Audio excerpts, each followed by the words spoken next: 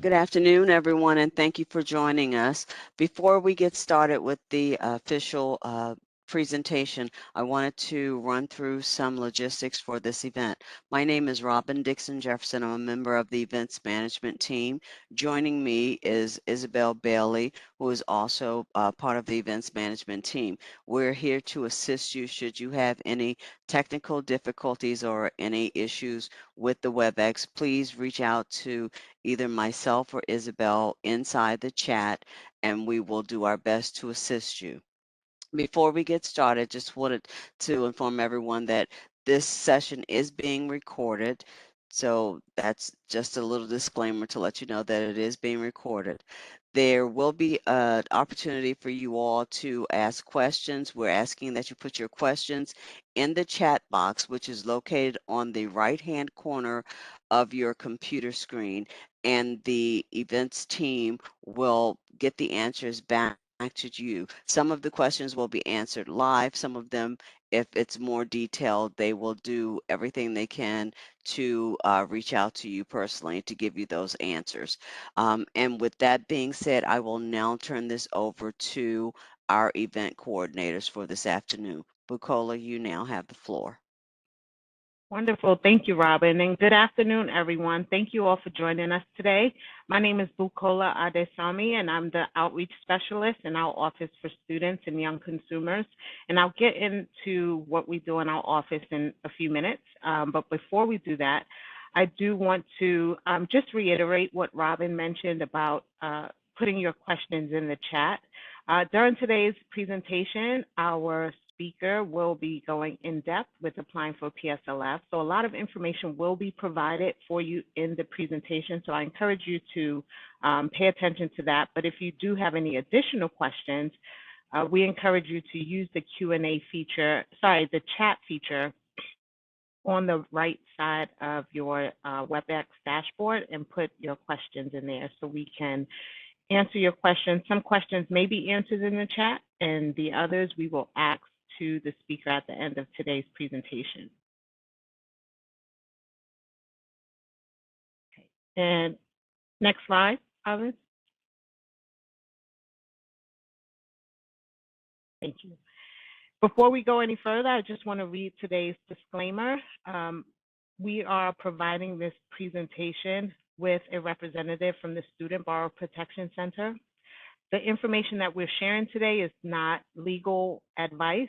It's not guidance or legal interpretation. The topics that we're discussing today may not represent the Bureau's view on any particular matter.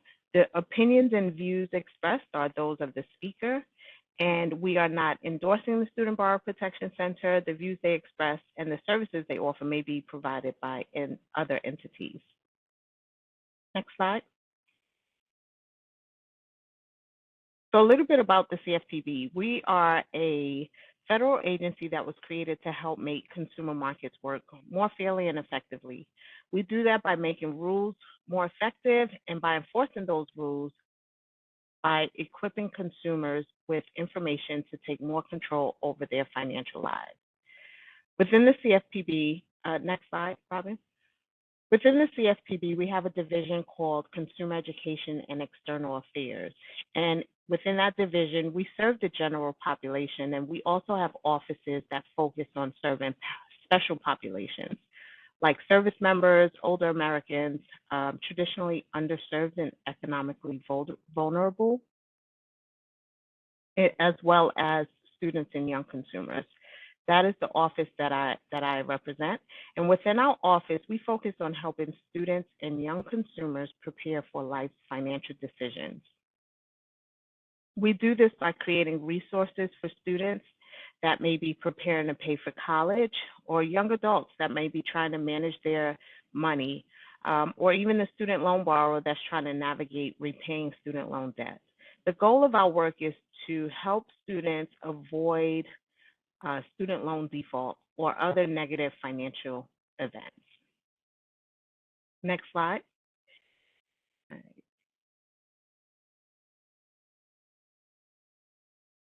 Before we get into today's presentation, I just want to take a moment and highlight some student loan updates that were recently made. On August 24th, the White House announced that announced their student loan debt relief plan. This plan includes an extension of the no payment pause for all federal student loans through December 31st, 2022.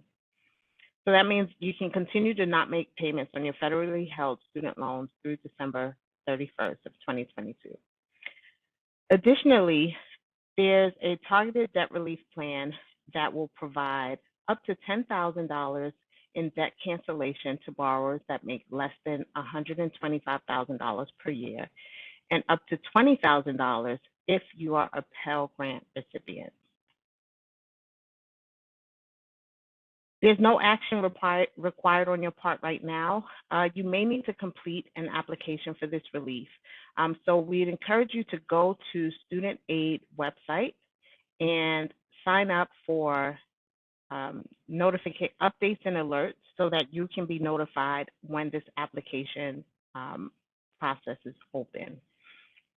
And the website is here on this slide, so you will have access to this presentation so that you can either click the link directly, or I encourage you to jot down the website now so that you can go to the website to sign up for updates.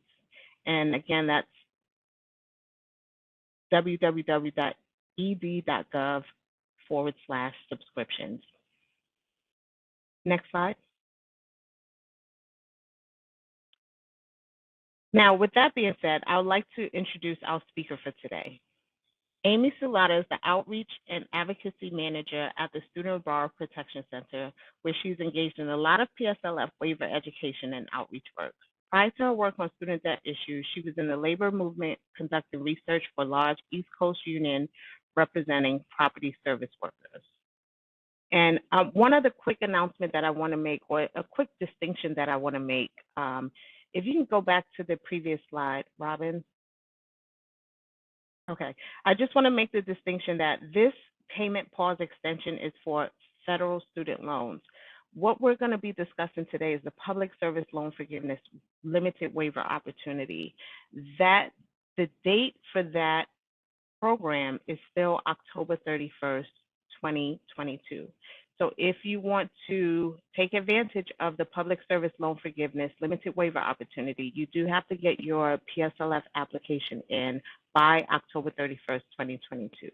And our speaker today, Amy, is going to go into great depth to explain what that means for you. With that being said, now I would like to turn things over to you, Amy. Thank you so much, Bukola, and thank you for having me. I'm so excited to be here today. We're going to talk about the Public Service Loan Forgiveness Program. So let me just change my slide. Okay, perfect. So my name's Amy Salata. I am the Outreach and Advocacy Manager at the Student Borrower Protection Center, and we're a national nonprofit policy organization focused solely on alleviating the burden of student debt in the country. And we do this through a mix of advocacy, policymaking, and litigation strategy to rein in industry abuses, protect borrowers' rights, and advance economic opportunity for the next generation of students. I'm really excited to be here with you today. So let's get started. To start, let's talk about the Public Service Loan Forgiveness Program as it was created and how it functioned until recently. So Congress created the Public Service Loan Forgiveness Program in 2007 to help public service workers who are struggling with their student loan debt, and also to make sure that future students and graduates wouldn't be deterred from entering the public service because of their student loan balances. And to put it simply, PSLF is the promise that if a borrower works in public service for 10 years and makes, payments on their loans for that time, the remainder of their debts will be forgiven. But as we'll see, and if you're here, I'm sure you already know, it's a bit more complicated than that. So first, I'm going to explain how the program worked, what some of the issues were, and then how you can benefit from the current waiver period to access your own PSLF student loan forgiveness. So how does PSLF actually work? More than simply working in public service for 10 years, there are normally 4 specific criteria. First, you need to have a direct loan, and that's one of several federal loan types. Second, you need to be in the correct repayment plan, which for the program is generally an income-driven repayment plan. Third, you need to work in the public service field. And then finally, you need to make 120 qualifying payments or 10 years worth of payments on those loans. So I'll review some of these in greater detail now. Only direct loans qualify for public service loan forgiveness. Direct loans have been the main federal loan since 2010, so if you took out a loan since then, it likely qualifies.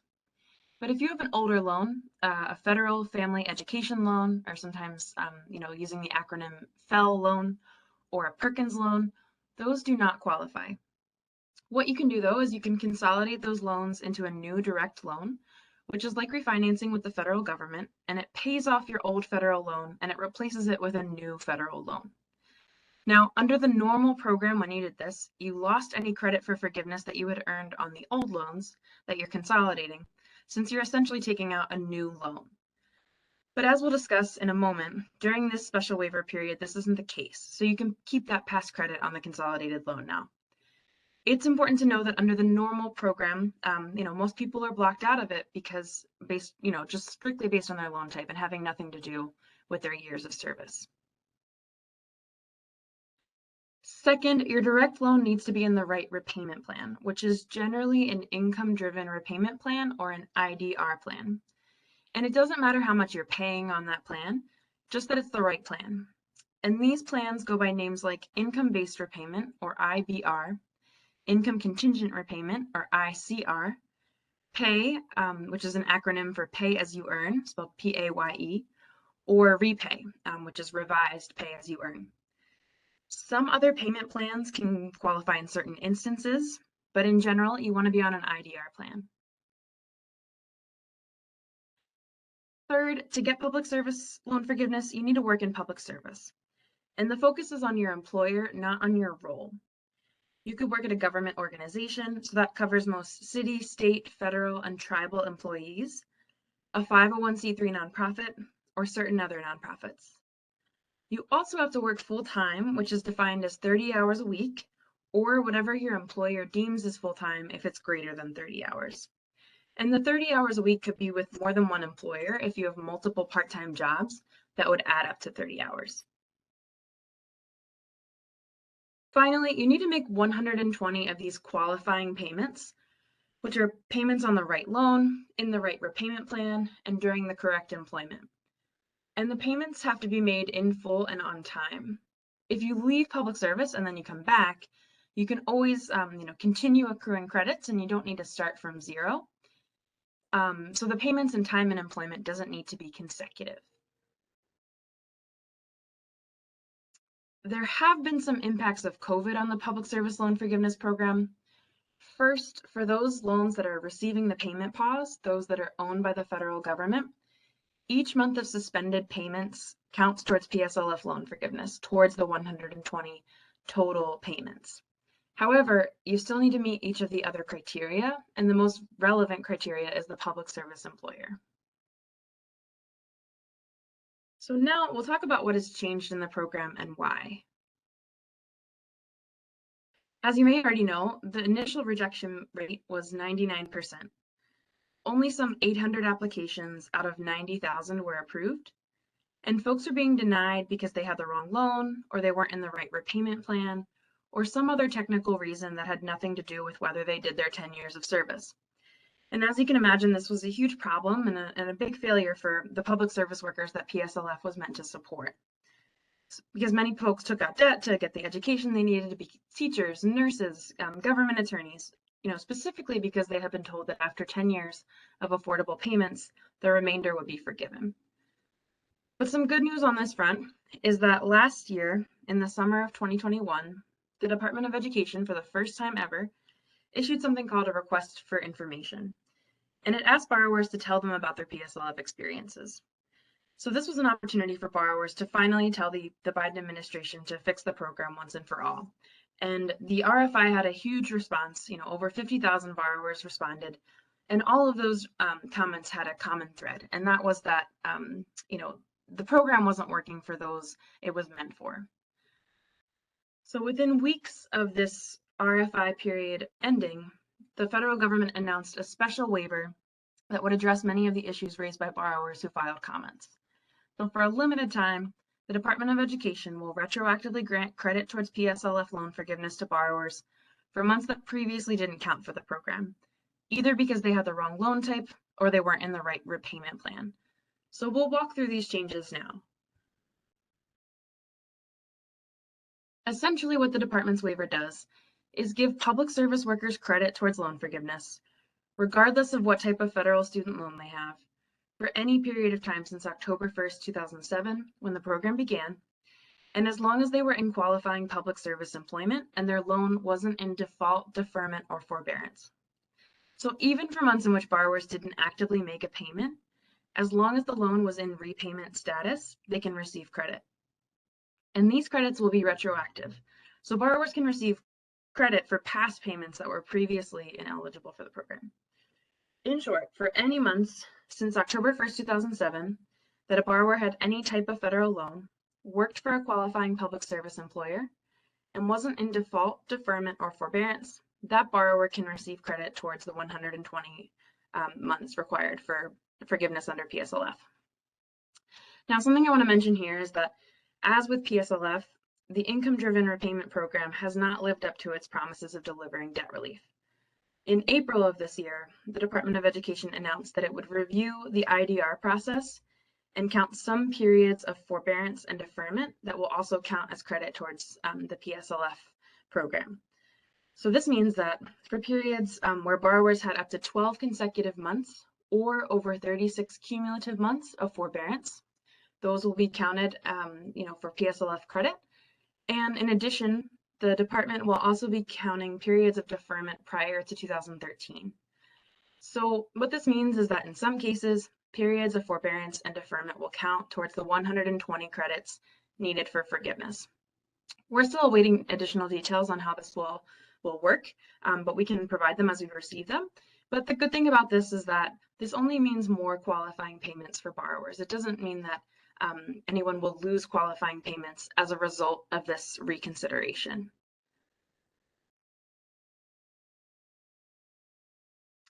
It's important to note that this waiver is not completely automatic.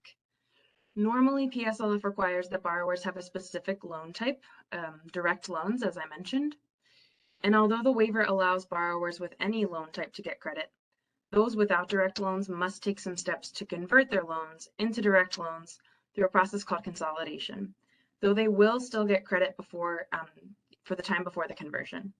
And almost all borrowers, regardless of loan types, will have to certify with the Department of Education any periods of qualifying public service work since October 1st, 2007. And the idea here is that if the government doesn't know when you had qualifying work, it can't award you the right credits.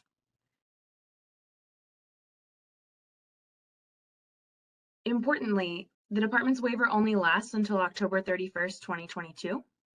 So this means that any borrower who must change their loan type through consolidation or certify their public service work with the Department of Education must do so before this deadline of October 31st. This does not mean that everyone will receive their new credit towards loan forgiveness by this deadline, just that the paperwork on the borrower's end needs to be completed. Credits will be given on a rolling basis, and the department may take more time beyond this deadline of Halloween to process everyone. Though, if you get credits from the waiver, those credits are permanent.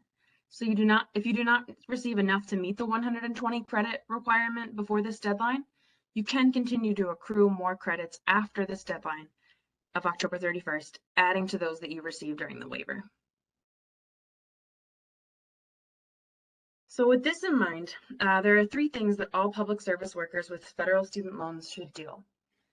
So to figure out what steps you individually need to take, every borrower should do 3 things. We'll talk about each, but briefly, they are to confirm your past and present employers are qualifying public service employers,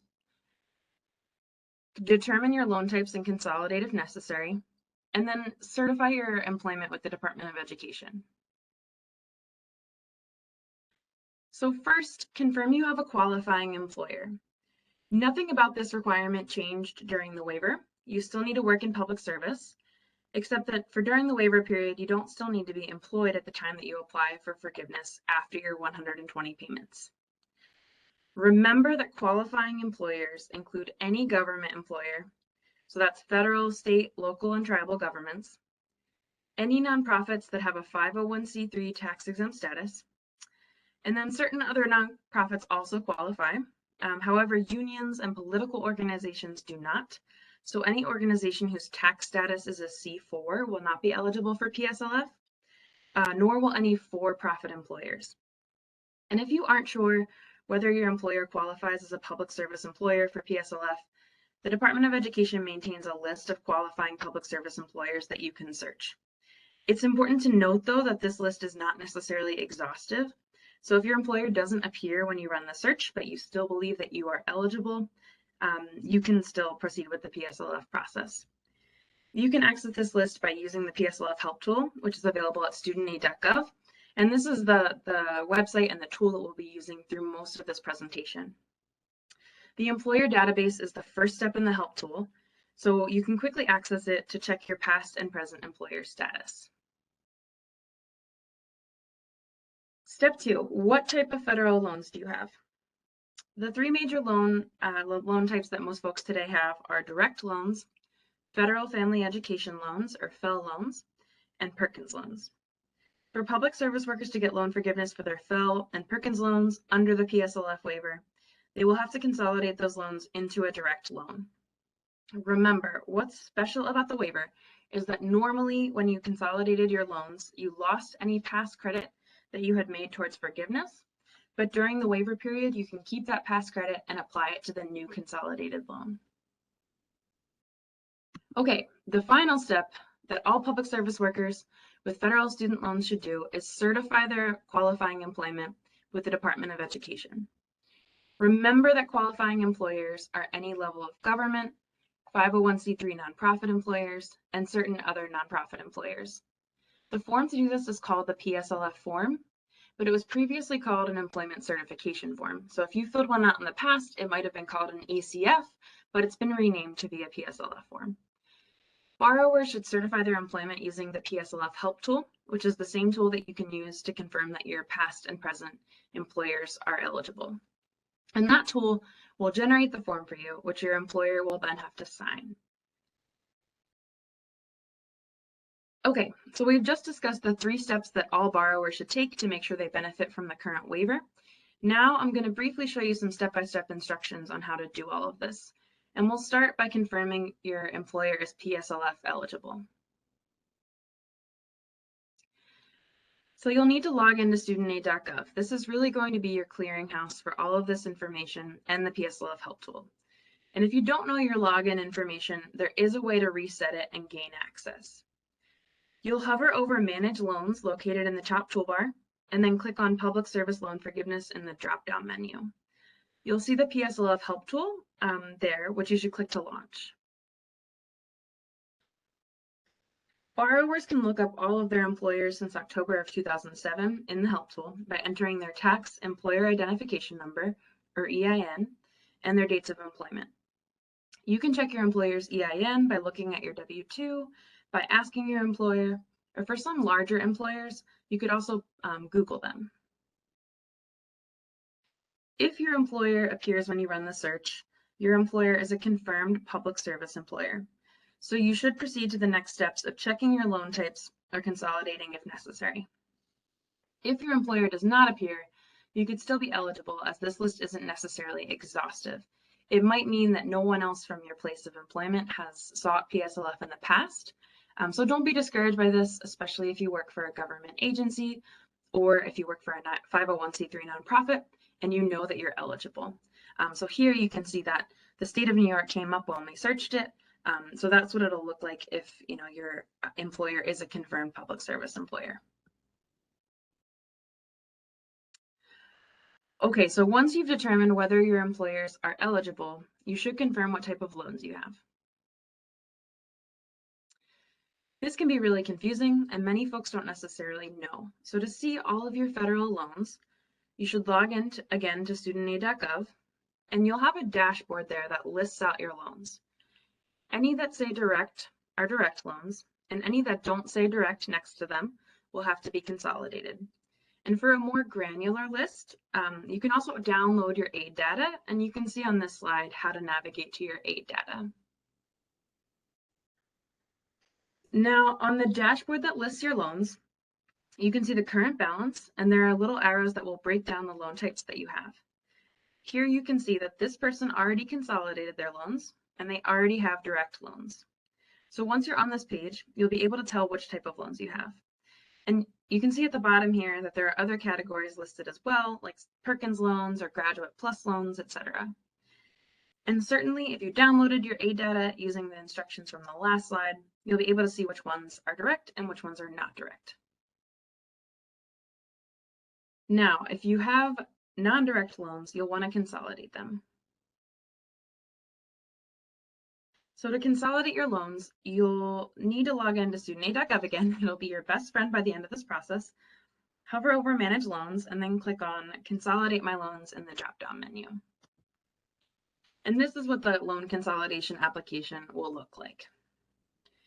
From there, it will guide you on the steps that you need to take, including selecting which loans you want to include in the consolidation, confirming the amount and rate of the new loan, and then selecting your payment plan and servicer and signing for the loan.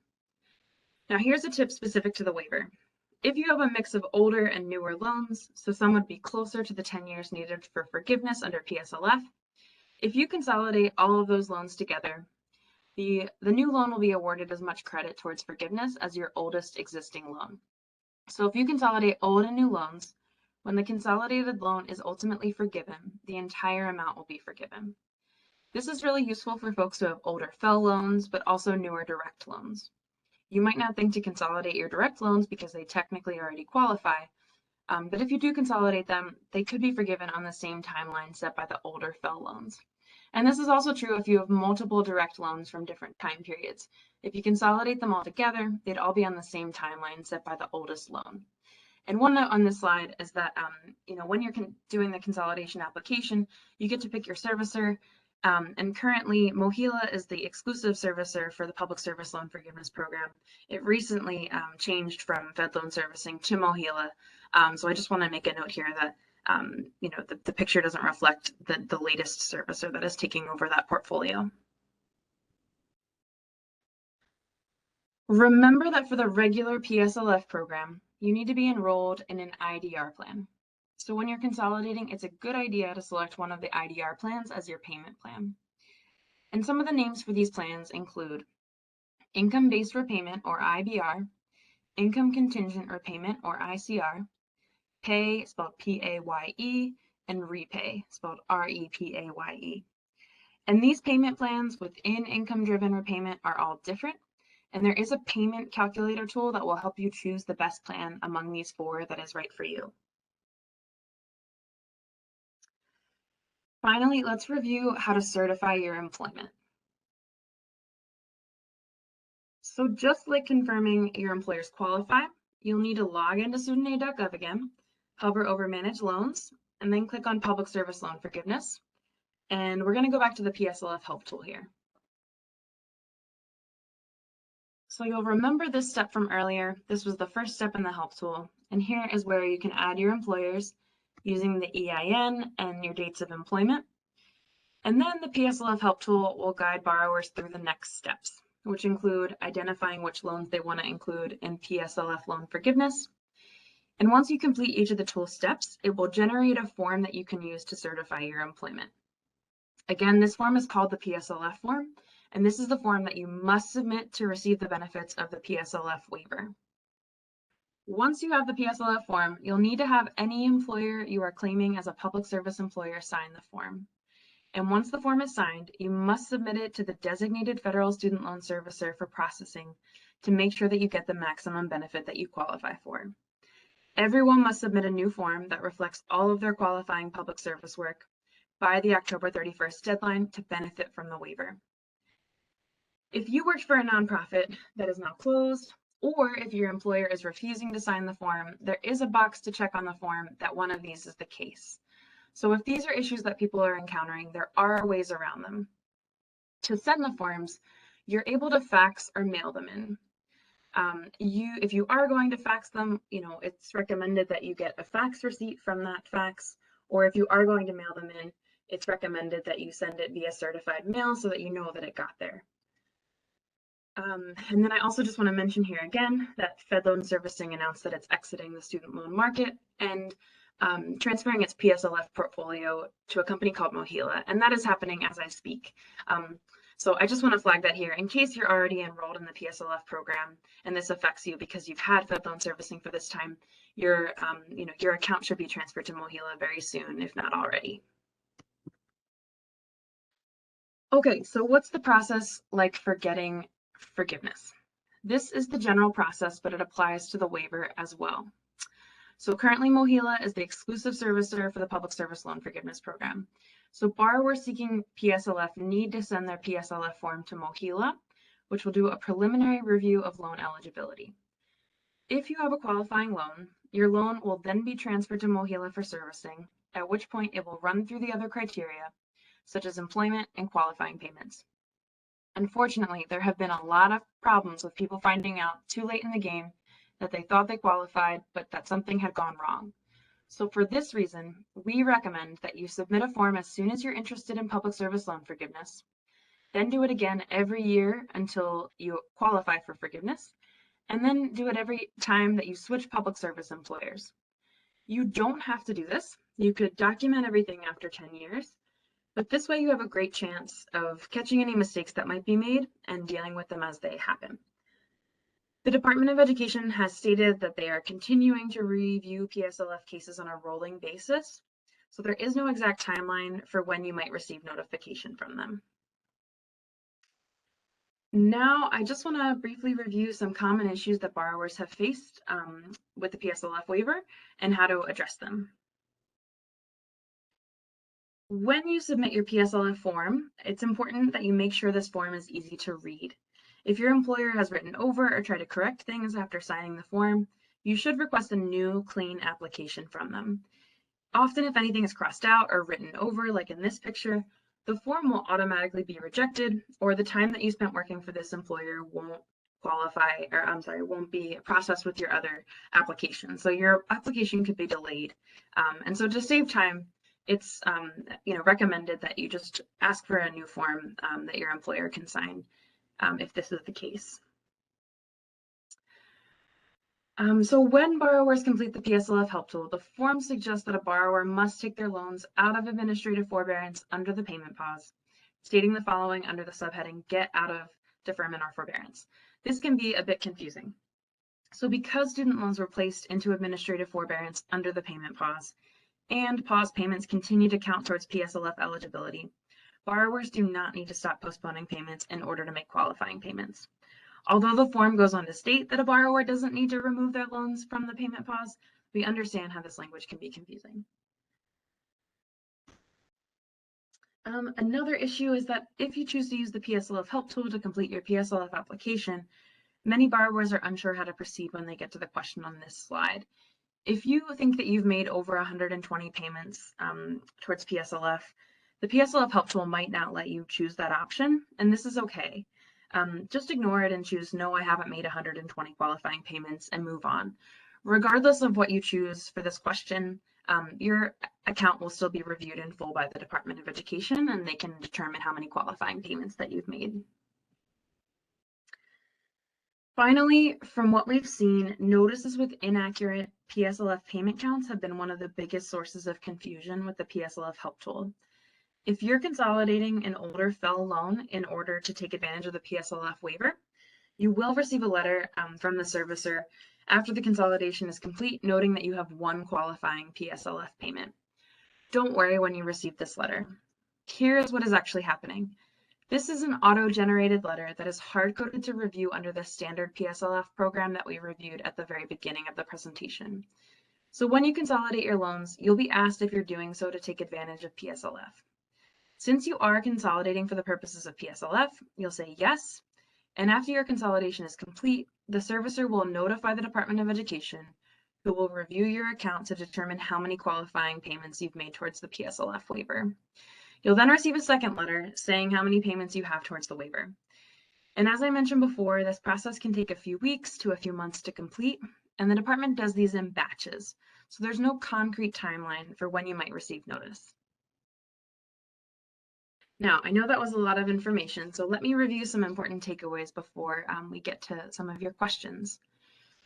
So remember that credit will be given for months during which any loan type was in repayment status, and it wasn't in default, deferment, or forbearance. However, because of the IDR account adjustment announced in April, some periods of forbearance, particularly if you've had 12 consecutive months of forbearance or over 36 cumulative months of forbearance, or if you've been in deferment prior to the year 2013, those will count towards PSLF credit.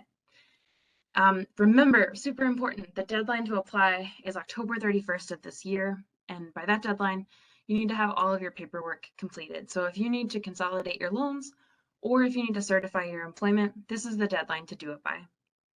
And then follow the steps of this presentation in this order. So first, confirm that your past and present employers are eligible for PSLF. Then can go to studentaid.gov and find out what your loan types are. And if you don't have direct loans, consolidate your loans into direct loans. And remember that if you consolidate older and newer loans together, they're all on the same timeline. They'll all be set to the same timeline as your oldest existing loan. Then submit a PSLF form if you have, if you have periods of time that you need certified.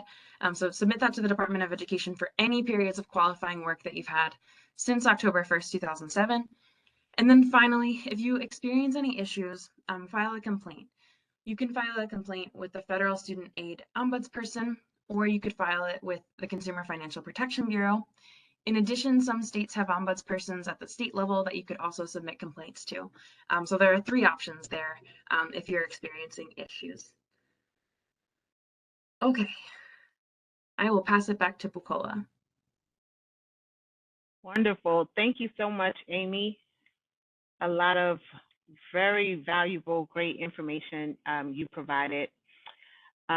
Amy or Robin, can you pass the ball over to me so I can advance the slides? But before we go any further, I do want to take this opportunity to request feedback from you all today on the call. We're looking to interview consumers in regards to your experience in applying for the PSLF. So I know most of the people on the call today are looking for information on how to apply, but if you've already applied for PSLF and this limited waiver opportunity, we would love to hear from you. If you want to share your consumer experience with us, just send us an email to students@cfpb.gov before September 12th, and we will just ask a few qualifying questions, but then we'll move forward with scheduling a consumer insights interview with you. And we're just looking for feedback and your feedback on the process so we can use that information to inform future policy work that we were doing that would help to improve the process for for the future. So again, if you're interested in providing your experience with us, please send an email to students@cfpb.gov before September 12th. Here's a few additional resources that will help you with the public service loan forgiveness. The Department of Education, the Office of Federal Student Aid, they have a number of resources available on their website. So if you go to studentaid.gov, you'll see information on how to access the PSLF help tool, in addition to a bunch of frequently asked questions that might help answer some of the questions that I've seen in the chat today, along with some other very commonly asked questions. At studentaid.gov, you'll also find information on how to consolidate your federal loans. So you can go to their website for information on consolidation. If you need additional help, feel free to reach out to your student loan servicer. And if you have any issues with contacting your student loan servicer or issues with your student loan servicer, you can feel free to submit a complaint using CFPB's complaint portal, or you can contact the FSA Ombudsman group using the email address that's on this slide. Now we will get to our Q&A session. And the first question that I want to address before we get into the questions in the chat is, I've gotten a ton of questions in regards to, will the slides be available? And the answer to that is yes. The slides, along with the playback recording of today's webinar, will be made available to everyone on our website in about 2 weeks. I know the information that we provided today is time sensitive, being that the limited waiver ends on October 31st. So we will do everything we can to try to get the webinar posted as soon as possible. But please do check our website, and I just put that in the chat for you. You can check our website within about 2 weeks, and you will see a link to download today's presentation, as well as a link to watch the playback of today's recording. Additionally, if you want to join our mailing list, there's a link on this slide where you can do so. You can join our mailing list, and you will be you'll receive emails when we host future webinars and when we have any other events or resources that become available. All right. And with that being said, I will get right into the Q&A for today. So, Amy, first question is a repayment plan known as graduated repayment plan the same as an IDR plan? This is a great question. So a graduated repayment plan is not the same as an IDR plan. This is different. So a graduated repayment plan basically starts you out at lower payments, and then you end up paying greater payments as time goes on. This is not included in the IDR plans. So the IDR plans, just to recap again, are income-based repayment, or IBR, income contingent repayment, or ICR, pay and repay. So those are the four types of income-driven repayment plans. Okay, great. Thank you. Another question regarding IDRs. Does the time in the IDR when your payment was a zero payment, does that still count towards PSLF payments? This is a great question. Yes, absolutely. So if you're on an income-driven repayment plan, you could potentially have a $0 a month payment because it's based on your income, and that time absolutely counts towards PSLF. So that is a great question, and yes, it does count. Okay, great. All right, next question is, I'm currently in student status, so my payments are deferred, and I'm still accruing loans. Can I still apply during this waiver period? This is a great question. So currently, if you're in school, you're in a status called in-school deferment. So if you wanted to apply under the waiver, and if you wanted to get this current time to count, like while you're in school, and say you're working, you know, full-time while you're in school, you could take your loans out of in-school deferment. You'd have to request that of your servicer, and then start making payments on your loans while you're in school and while you're working in order to get the current time to count. If you have past, you know, employment that you want to get counted, and loans from a previous time, you know, like before you started your schooling, but also after your loan originated, you could also submit PSLF forms to get that past employment to count. So those are kind of two options depending on your situation. You know, either you're in school and you want to get your time to currently count because maybe you're working right now, or if you want to get past time to count, maybe, you know, you had an undergraduate loan, then you worked for a few years, and then, you know, you went back to school. If you wanted to get that time in between to count, that would be why you'd submit PSLF forms under the waiver at the moment. Okay, okay, good. No, and then I saw a few questions in regards to people that are unable to find their EIN number. Are there any tips or anything that you can share with people that's having a hard time obtaining their employer's EIN or previous employer's EIN? Sure. I think the main way that you'll find that is on your W-2, or if you ask your employer directly. There's also a website called guidestar.org or guidestar.com. I can't remember which one, but if you signed up for a free account on that website, you could also look up 990s of different organizations, which would include their EINs on those 990s. So if you did that, you could also, look it up that way. But the best, way is really to ask your employer or to look at your W-2. Okay, great, thank you. And I just did a quick Google search. That's guidestar.org. Thanks, And I'll put that in the chat. Yep, no problem. Okay, the next question.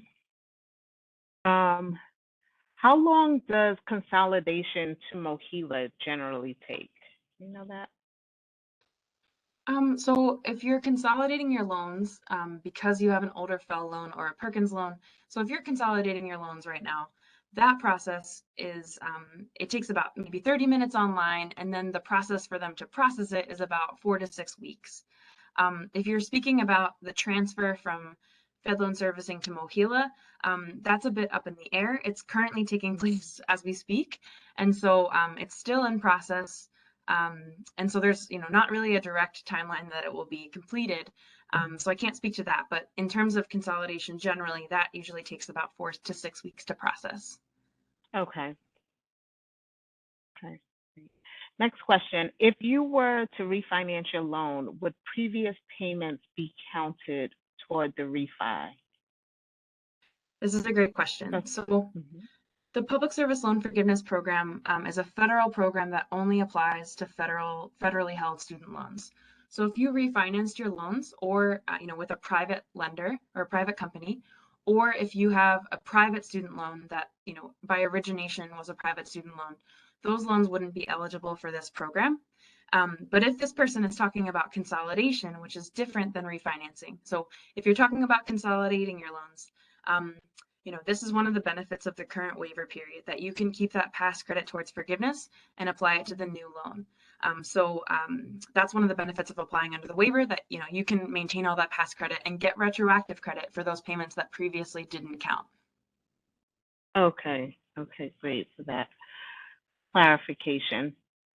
The next question, if you consolidate your older loans, so before 2007, with newer loans, will they apply towards the 120 payments if you were in repayment under a different repayment plan because IDR was an option? Okay, I think the answer to this is that so the program itself began in 2007.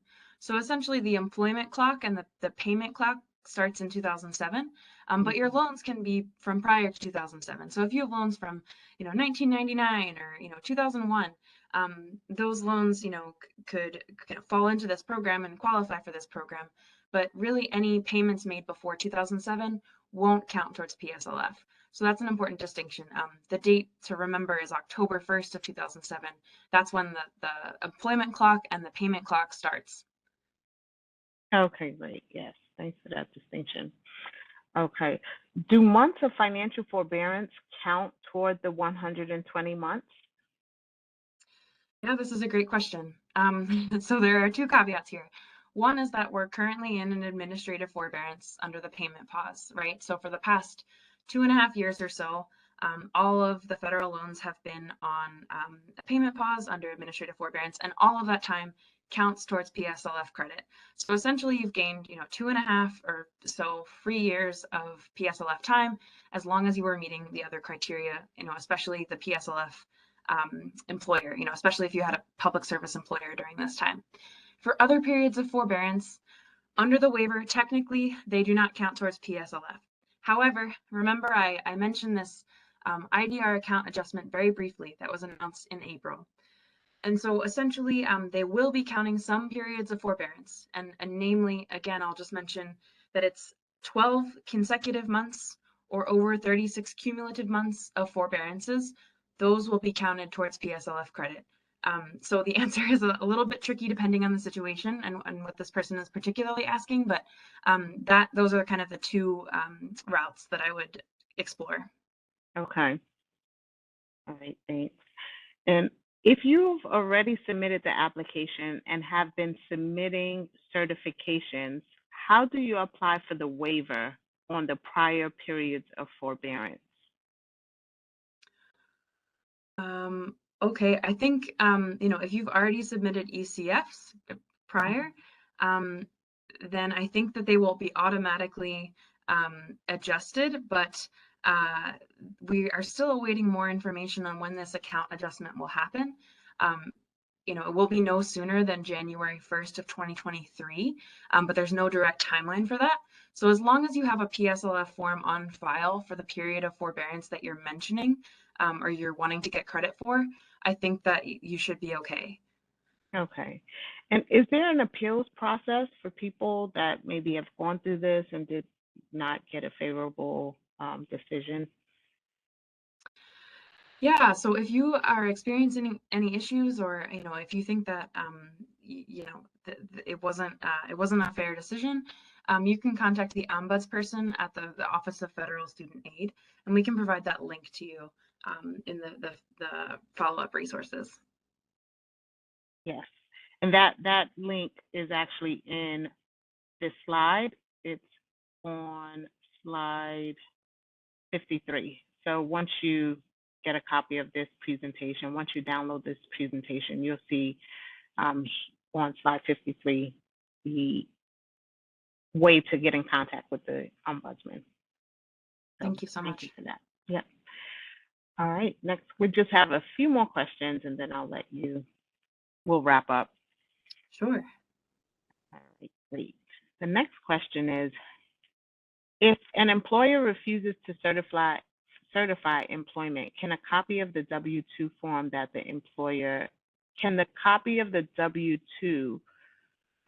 employer, I guess basically they're saying, can their W-2 count as a certification from their employer? Yes, this is a great question. So if you are having any trouble getting your form signed by, a nonprofit that closed down, or if your employer is refusing to sign the form, you can check the box on the first page of that form. It's a last resort, but you can absolutely do that. And we'd actually recommend that you submit a W-2 at the same time that you submit that form then. Likely the Department of Education would ask you for a W-2 from that time period, verifying, that you worked there for that time. So yes, it's a great way to get ahead of that and submit a W-2 with your application then. Absolutely. Okay, great. And then what happens if the consolidation isn't complete prior to October 31st, 2022? So if you have FFEL loans or Perkins loans currently, and you don't consolidate by that deadline and get your PSLF forms in, then you won't be able to get any retroactive credit for time for PSLF, which is why the deadline is so important, and it's why webinars like this are so important, to get the word out to people that if that's something that you need to do, that you must complete it before the deadline. Yes. Very important deadline, October 31st. And then I'm just going to go with two more questions. Can I follow up on one question? Yes. So I just noticed about the consolidation application, the last question in the chat. So yes, the consolidation application does take 6 weeks, but you don't need to wait for it to be approved in order to fill out your PSLF forms and submit them. You just need to complete the consolidation application first, and then you can immediately fill out the PSLF forms and send them in for clarification. Okay, great. Thank you for responding to that. And then if your student loan servicer is changing during this time period, do you send the PSLF application to the first servicer or to your second servicer? And I guess they're talking about Fed loan versus Mohela. Yeah, this is a great question. So the PSLF program is administered and serviced by Mohela exclusively. So your form should be sent to Mohela for processing, and when you download the form and you have it, in your hand, you'll be able to see that there's an address and a fax number that you can send it to, and it'll say Mohela on it. So, if you have currently a different servicer than Mohela right now, you should still be sending it to Mohela and not another servicer. Okay, great. And then, this is a great question that just came in. Are there companies out there that can help with the process for payment that have been vetted? Okay, so I guess, yeah, and I can take this one. This person is asking, is there a company that handles basically this process for student loan borrowers, a company that has been vetted that because they would prefer to pay someone to do this Pslf application for them versus trying to do it themselves, just to make sure that it's done correctly. And I can, yeah, you go ahead. Sorry, Amy. Oh, no, go ahead. You can go first. I was going to say there isn't a company that has been vetted by CFPB that provides this type of service. And I would just encourage everyone to also be careful in terms of paying for this type of services, because there's a increase of debt relief companies or people that use programs like this to scam people into paying for services that really can be done for free. There's a bunch of resources available on Department of Ed's website and Federal Student Aid website. You can contact us at CFPB, students at cfpb.gov with questions regarding completing your application. But if you do look for a company to provide this type of service, I would just caution you to be careful and make sure you do your due diligence in vetting them to make sure they're actually providing this service for you, because there's a high number of people that are scammed by people that are presenting themselves as someone that's helping someone to get student loan forgiveness. Yeah, I was going to say something very similar. Thanks for that. That's really helpful. Yeah, no problem. Thank you for that question, the person that asked it. And then, okay, so we're pretty much at time now. I just want to thank you again, Amy. This was a wonderful presentation. So many questions that were answered, and you provided a lot of valuable information. I just want to reiterate that a copy of today's presentation will be available to you on our website. And you can also watch the recording of today's webinar. And I do want to take this opportunity to plug, we do have one more Pslf webinar coming up at the end of this month. If you're not on our CFPB mailing list, please do go to our website and sign up for our mailing list so that you can be notified as to when that webinar is going to happen. That's towards the end of this month. I'll drop the link in the chat so you can easily access our sign up page. And with that being said, it's 4 o'clock. Thank you again, Amy, and thank you to everyone who joined us today. That concludes today's webinar.